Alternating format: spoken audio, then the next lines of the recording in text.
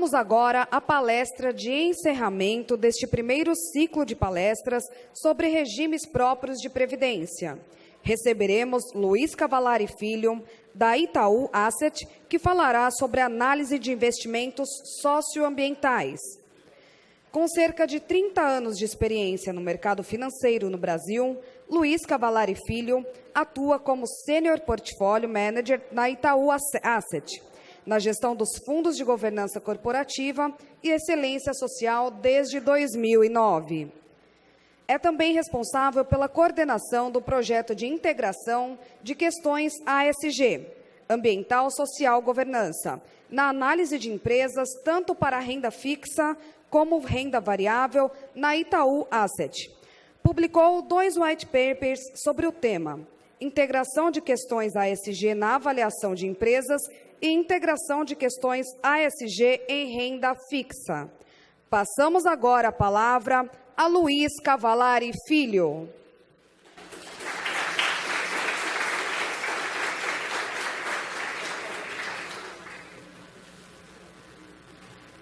Gente, boa tarde. Primeiro, obrigado a Iprejum, ao Eudes, ao André e à Marina pelo convite. Eu sou gestor de renda variável do Itaú Asset há mais ou menos 11 anos e sou coordenador desse projeto de integrações de questões ambientais, sociais e de governança corporativa, tanto para análise de renda variável como para análise de renda fixa.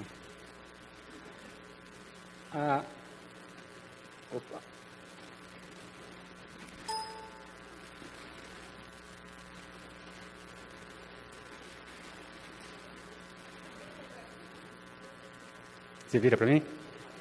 Então, vamos lá. A Itaú Asset é a maior gestora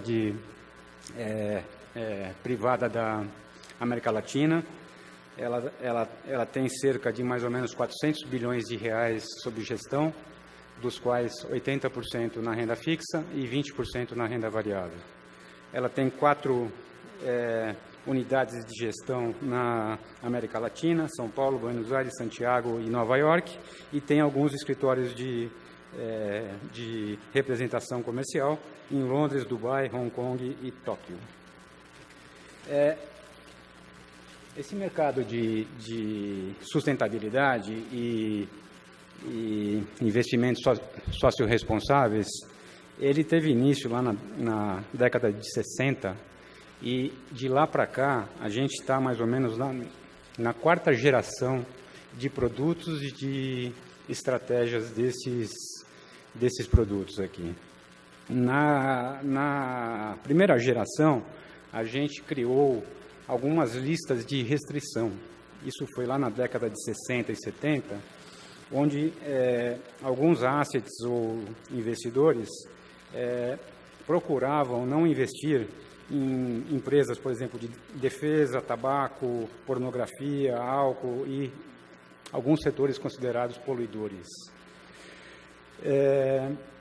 Nas décadas seguintes, décadas de 80 e 90, criou-se listas positivas, ou seja, eu vou investir em setores que tenham algum diferencial, né, no desenvolvimento dessas questões ambientais e sociais. Por exemplo, energia elétrica solar, energia elétrica de eólica, reciclagem, biotecnologia. Então, foram setores que apontaram nessas décadas e criou-se, então, listas positivas. Nas décadas seguintes, 90 e 2000, criou-se produtos baseados em melhores ativos de cada setor, que a gente chama de best in class. Então, eu vou investir na melhor empresa do setor de papel e celulose, na melhor empresa do setor elétrico, e esses produtos poderiam ser combinados com listas restritivas ou listas positivas. Até então, a gente estava falando de lançamento de produtos voltados a esses temas. A 4ª geração que a gente está vivendo agora é muito mais uma estratégia de investimento do que um único produto.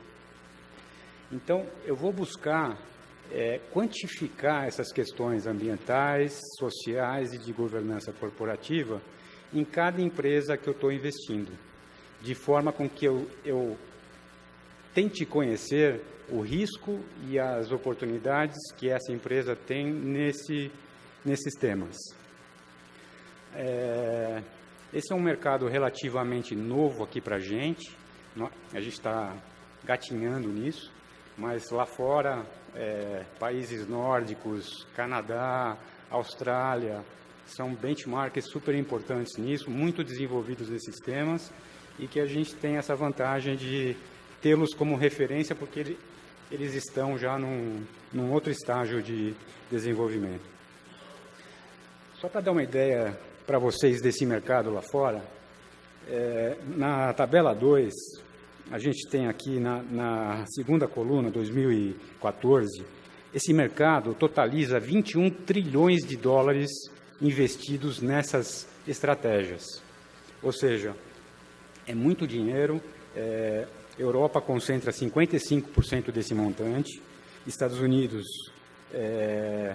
mais ou menos 30%, e a gente vê nessa tabela 1 que de 2012 até 2014, o montante global investido nessas estratégias representam 30% do total, sendo que isso cresceu 61% em 2 anos. Ou seja, é um mercado que veio para ficar, tem um forte crescimento nesses últimos anos, e aqui a gente não está falando de filantropia, não estamos falando de salvar a baleia, porque esse tema confunde um pouco. A gente não está falando de defender corte de árvores, etc. Isso a gente faz em outro lugar, final de semana, cada um apoia as suas causas.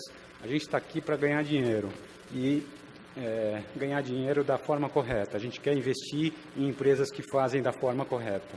Então, é isso que a gente vê, é isso que a Itaú Asset defende, e por ser gestora de recursos de terceiros, a gente tem uma outra questão fiduciária. A gente deve investir em coisas que fazem do jeito certo, porque amanhã a gente pode ser questionado por que você comprou aquele ativo, sabendo que ele tem algum passivo ambiental, alguma questão trabalhista. A gente precisa conhecer isso profundamente. Vamos lá? Estou falando um pouquinho da história desse tema lá na Itaú Asset. Ontem vocês tiveram palestra com o PRI, a Tatiana esteve aqui, e o PRI foi criado em 2006. Em 2004, a gente estava lançando já um fundo, Excelência Social, voltado a esse tema. Ou seja, 2 anos antes da criação do PRI, a Itaú Asset estava já lançando o seu primeiro produto nesse tema. Em 2008, a gente passou a aderir ao PRI. Como vocês sabem, PRI são esses princípios de investimento responsáveis, é um órgão da ONU que tenta disseminar esses princípios em várias partes do mundo. Em 2009, a gente passou a votar nas assembleias das companhias que a gente investe, representando nossos clientes. Isso aqui a gente denomina como proxy voting. E em 2010, eu fui chamado pelo nosso acionista controlador, o seu Alfredo Setúbal, e falou, bom, a gente assinou esses termos do PRI, a gente vai fazer a coisa para valer. Não é só questão de marketing. A gente acredita nisso, o Itaú tem isso no seu DNA, em várias frentes, seja investimento, seja crédito, seja em seguradora. Então, decisão do Itaú fazer isso de uma forma correta, e a gente então passou a desenvolver essa metodologia para tentar quantificar essas questões em renda variável primeiro, depois a gente foi para a renda fixa, e a gente publicou esses relatórios da nossa metodologia, porque a gente não quer guardar isso para a gente quer disseminar isso, porque não adianta nada só a Itaú Asset fazer. É importante compartilhar esse método, essa tecnologia com outros parceiros, com outros assets, outros investidores, para que isso dissemine. Então, a gente publicou esses 2 relatórios que a gente chama de white paper. Isso está disponível na internet. Caso vocês não consigam, falem com a Marina, que a gente encaminha para vocês. A equipe lá no Itaú Asset, nesse tema, tem 2 pessoas, sou eu como gestor de fundos e o analista SRI, e a gente tem dois consultores externos, que aí tem as suas equipes de 5, 6 pessoas cada um, que nos auxiliam nessas análises, levantamentos de informações, etc. Hoje a gente tem coberto 100% do índice Bovespa e 100% do ISE, nessa metodologia. A gente está indo, neste ano, para a América Latina. Iniciamos cobertura de Chile com 50% do índice chileno, que é o IPSA, e 50% do índice argentino, que é o Merval. A ideia é que nos próximos 2 anos a gente tenha 100% desses índices cobertos também. Temos esse engajamento individual com as empresas que a gente faz análise. A cada análise que a gente faz, a gente leva nas empresas, discutimos com eles, ver se está certo, se não está, se falta alguma coisa, se precisa corrigir alguma coisa. Ou seja, isso é altamente discutido com as companhias. E a gente tem, dado o nosso tamanho, nós somos o principal asset privado do país, a gente opera com 10 corretoras, normalmente. E a gente busca incentivá-los a iniciar análise dessas questões ambientais e sociais nesses ativos que eles fazem cobertura. Então, como incentivo para quem faz isso, a gente destina uma parte maior dos nossos volumes de negociação de renda variável, por exemplo, para essas corretoras, brokers que fazem esse tipo de análise. Então, é uma forma de se incentivar esse pessoal que começou a fazer esse trabalho. Eu vou falar um pouquinho do meu fundo, do produto que foi lançado lá em 2004. É um dos pioneiros nesse mercado aqui no Brasil. Ele, esse ano, completa 11 anos de existência. Ele integra essas questões na análise das empresas que a gente investe. E, fora isso, ele tem uma lista negativa que ele está proibido de investir em setores de defesa, energia nuclear, bebidas alcoólicas e tabaco. E esse fundo tem uma outra característica. Ele destina 50%, o Itaú destina 50% da taxa de administração para projetos sociais que beneficiem educação ambiental, educação infantil e educação para o trabalho. Desde a sua existência até hoje, 11 anos, o Itaú já doou 25 milhões de reais para 146 ONGs, beneficiando cerca de 28 mil crianças. Ou seja, você que quer investir em renda variável, se você investir nesse fundo, você não colocará nenhum centavo a mais e o Banco Itaú usará aquela taxa de administração para destinar para essas ONGs que beneficiam crianças e educação infantil. Esse é um projeto super sério, ele é conduzido pela Fundação Itaú, com apoio da FICAS, que é uma fundação também muito especializada nesse tema.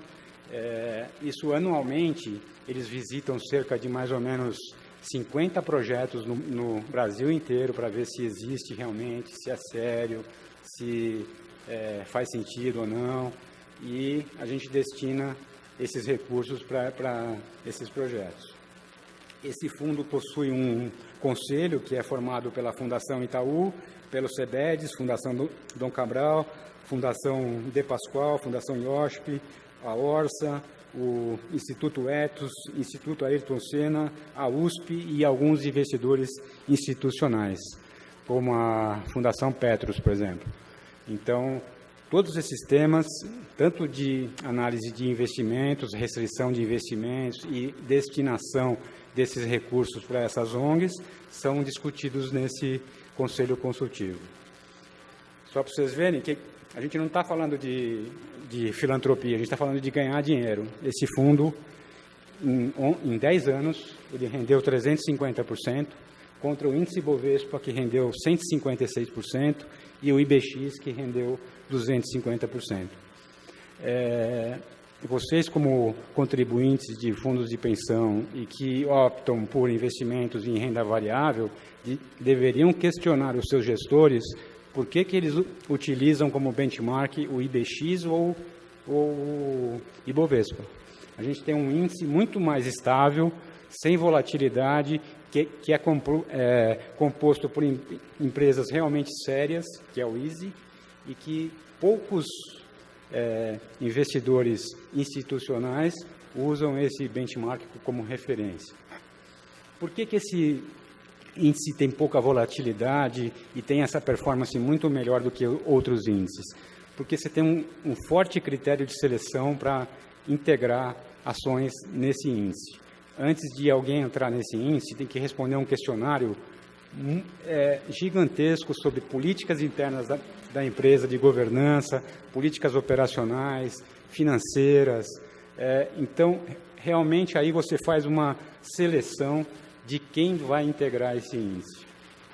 Hoje, o índice tem cerca de 30 empresas e qualquer estudo que você faça, ele tem muito menos volatilidade do que qualquer outro índice de mercado. Vamos entrar um pouquinho na metodologia, como é que a gente faz. A gente definiu algumas dimensões setoriais, multissetoriais, que a gente acompanha.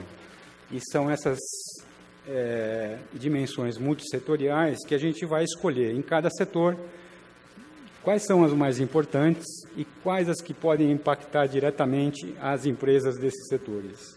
Nós vamos comparar isso com os drivers específicos das companhias e ver se realmente faz sentido.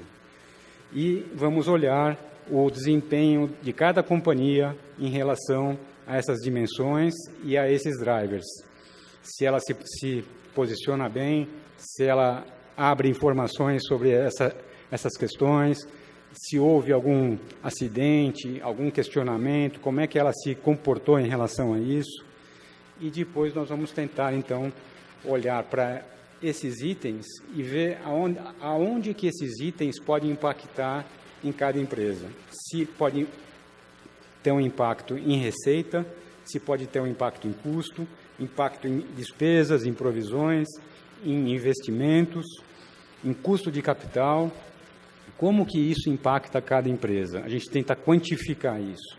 Isto quantificado, muitas vezes o impacto disso está num longo prazo. Então, a gente tenta trazer isso para valor presente e comparar isso com o valor de mercado de cada companhia.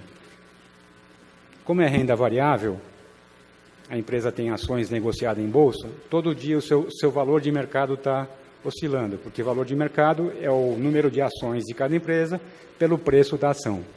Então, todo dia isso sofre uma variação.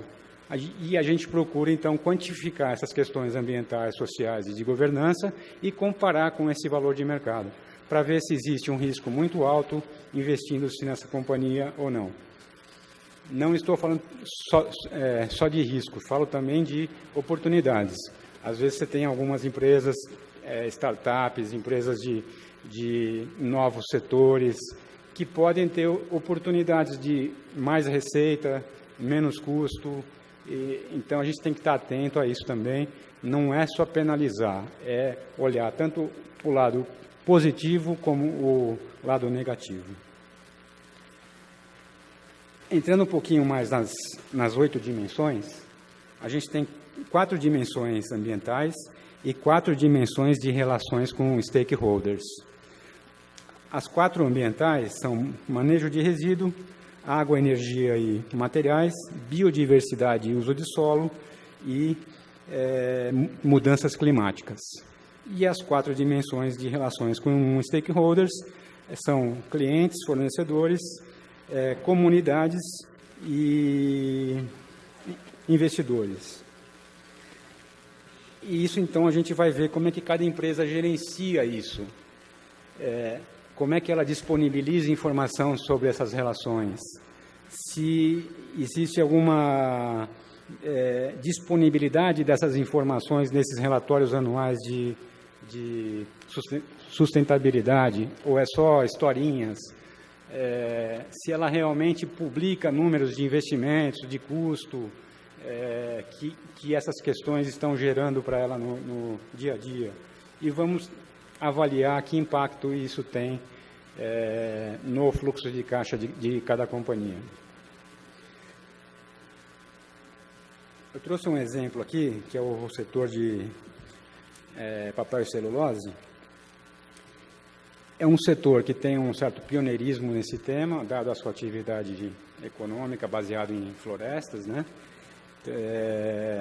Eles têm um histórico de relações com comunidades, porque geralmente você amplia florestas em áreas de tensão, áreas indígenas, áreas de populações rurais. Então, você tem um histórico de relacionamento com comunidades bastante interessante. E é um setor que depende exclusivamente de água e de mudanças climáticas, que impactarão fortemente esse setor no longo prazo. Para vocês terem uma ideia, existem empresas hoje localizadas em regiões que, dadas as projeções de mudanças climáticas nos próximos 30 anos, provavelmente essas áreas não mais serão produtivas. Então, essas empresas têm que pensar em se mudar para outras regiões que sejam beneficiadas com essas mudanças climáticas, seja por aumento de chuva, por aumento de insolação, seca, etc. Então, é um tema, a gente não leva muito a sério isso, mas mudança climática é um tema que está pegando muito forte lá fora. Esse ano, em novembro, vai ter uma reunião em Paris, chamada COP21, onde provavelmente a gente vai definir alguns acordos globais para redução de emissão de gases de efeito estufa. A gente tinha Estados Unidos e China contra esse acordo, eles já se manifestaram favoravelmente a um acordo e, por incrível que pareça, 7 petroleiras europeias enviaram uma carta para a ONU dizendo que são favoráveis à redução de consumo de combustíveis fósseis.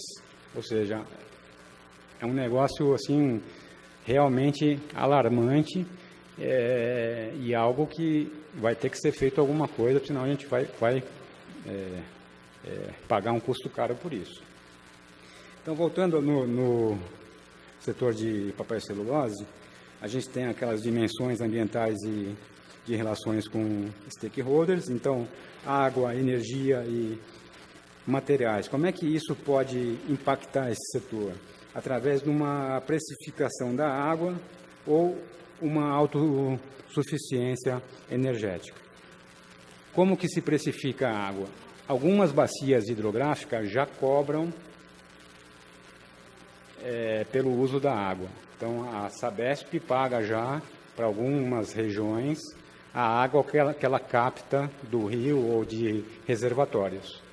Isso é uma tendência que vai se estender para o Brasil inteiro. Então, eu não tenho dúvida que daqui a 5, 8 ou 10 anos, a gente vai ter um aumento do preço da água em função da cobrança pelo uso da água. Então, empresas de saneamento serão cobradas para captar a água e certamente vão repassar esse custo para nós, consumidores. E, fora isso, a gente vai ter provavelmente uma restrição de consumo. Hoje, 70% da água é usada para agricultura, 20% para indústria e 10% para uso residencial. Ou seja, a agricultura é o grande vilão desse consumo de água. Se a gente investisse em projetos de irrigação via gotejamento, esse consumo certamente reduziria para algo em torno a 40%. Então, quer dizer, algo terá que ser feito e eu não tenho dúvida que restrições surgirão para consumo de água.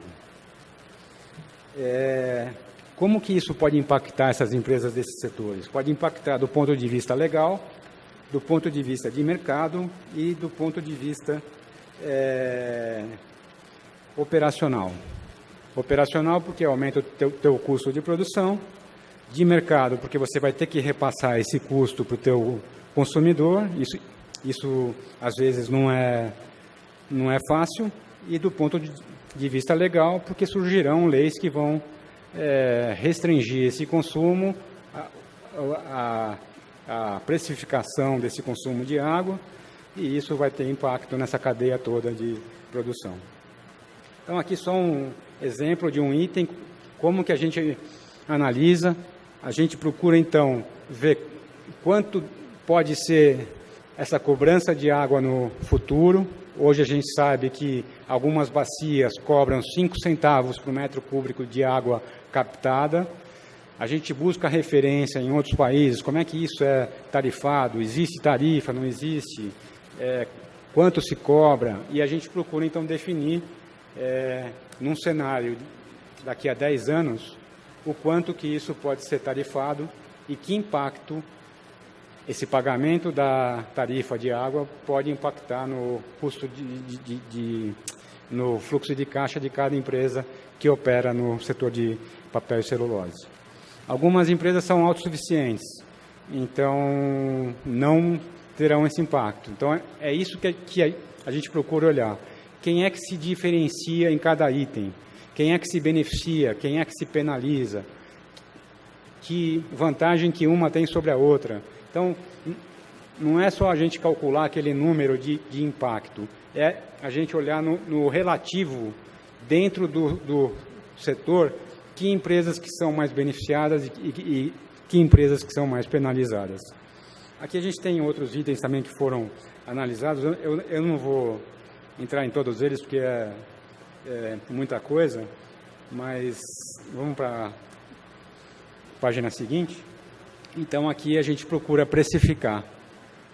Com base naquela análise da página anterior, a gente procura ver em que ano é que essa cobrança ou esse impacto pode ocorrer, quanto que isso pode impactar no fluxo de caixa de cada empresa, e a gente procura, então, trazer isso para valor presente.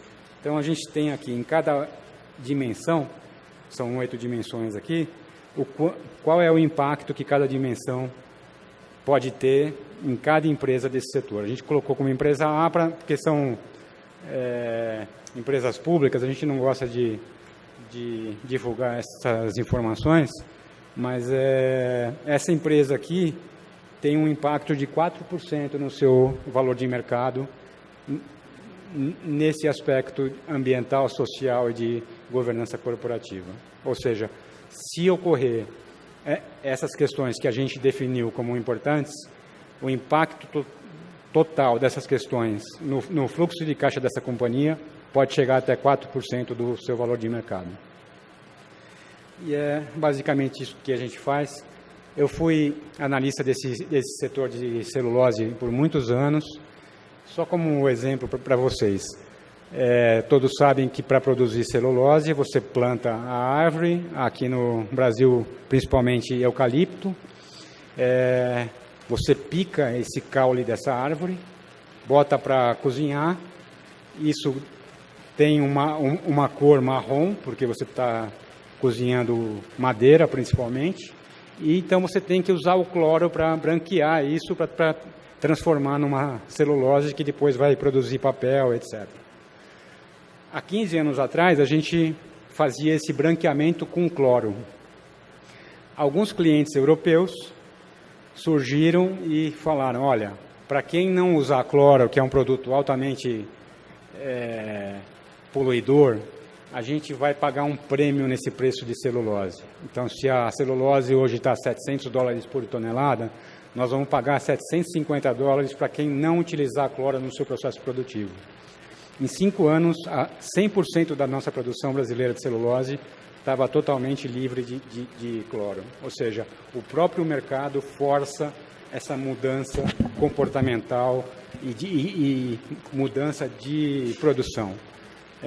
Hoje não existe praticamente quase que nenhum país que branqueie celulose com cloro. Então a gente vê que esse é um tema que veio para ficar. A gente vê, por exemplo, muita gente reciclando lixo, reduzindo o consumo de água, só que ninguém está preocupado como é que o seu banco investe o seu dinheiro. Então, isso é algo que vai ganhar corpo, a gente vai começar a questionar isso, ou seja, eu quero ganhar dinheiro com uma empresa que não paga todos os direitos trabalhistas, que polui o meio ambiente, que não cuida dos seus fornecedores, etc. Então, é algo que veio para ficar e que a gente vê que nos próximos anos tem uma forte tendência de crescimento essas estratégias que tentam integrar essas questões ambientais e sociais. É só isso, gente. Muito obrigado pela atenção de vocês. Eu estou à disposição para perguntas aí.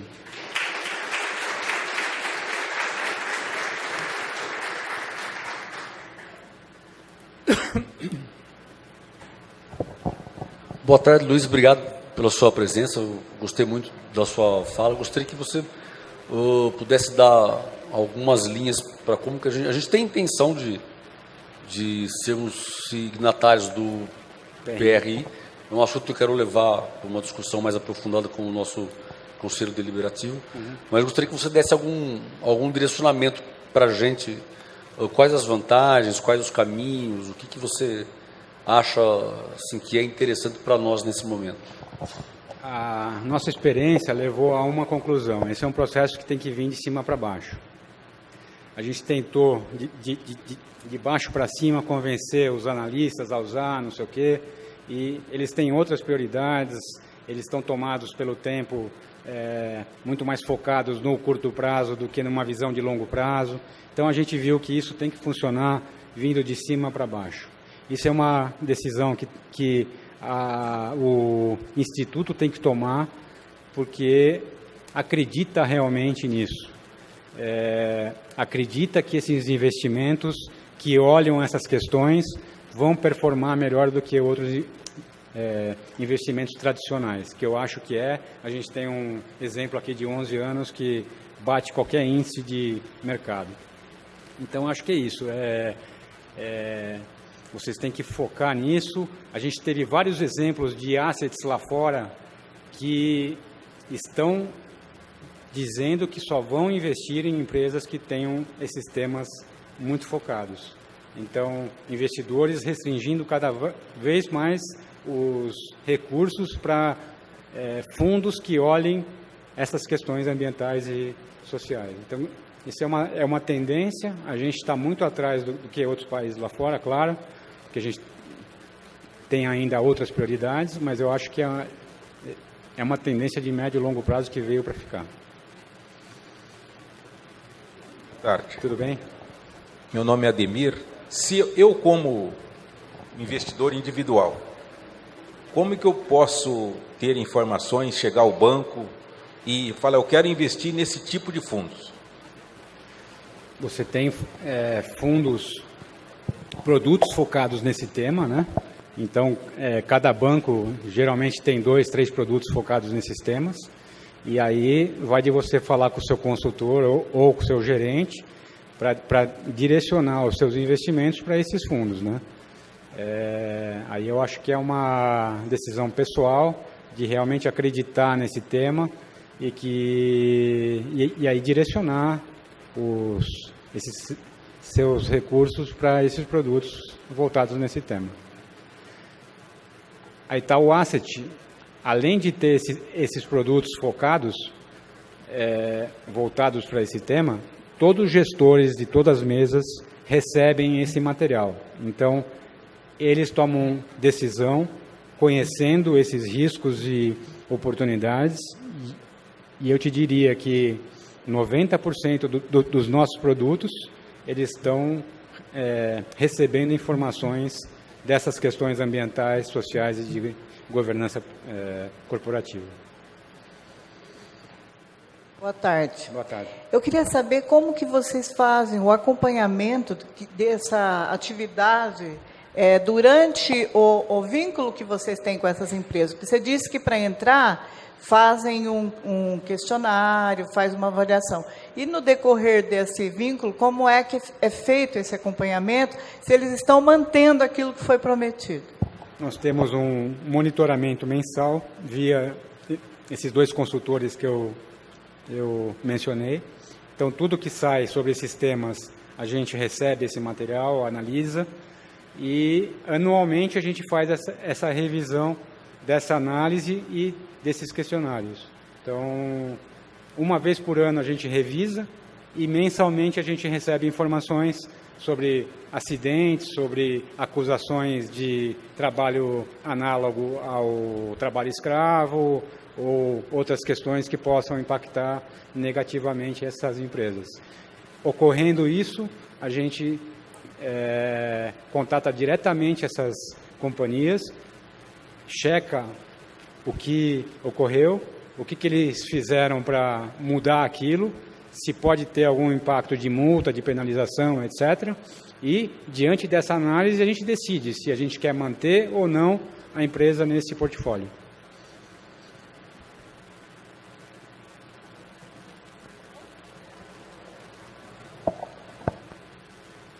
Obrigado, viu? Boa tarde a todos.